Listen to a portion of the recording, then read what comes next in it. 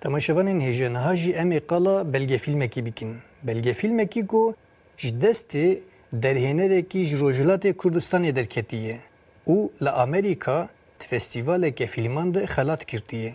Ev serê xwe hêjayê, lêya ji vê girîngtir ew e ku ev fîlm cara yekemîn li ser navê Kurdistanê ji aliyê festîvalê ve hate qebûlkirin. Belê, cara yekemîn fîlmek li ser navê Kurdistanê hate qebûlkirin.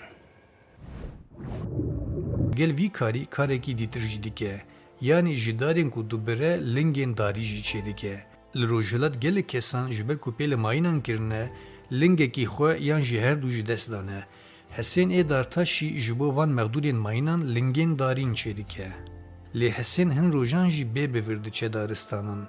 Dema ew bê bivir diçe mirov dibêje qey ji bo gerê diçe daristanan. Lê di dawiya fîlm de em dibînin ku çûyîna wî ne beredayî û ne tenê ji bo ger û geştê ye. Hesên ji darberûyan hebên berûyan jê dike û wan yek bi yek dibin axê de diçîne. Yani ew bi vî awayî cihê wan darên ku ji bo lingan dibire tije dike û xwezayê talan nake.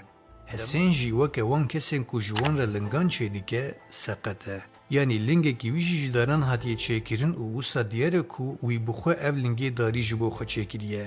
Serketina fîlm hinekî jî ji ev pevxistina baş e ku ji seriyê fîlmê heta dawiyê nahêle ku temaşevan tê derxin ku hesên seqet e û lingekî wî tune ye.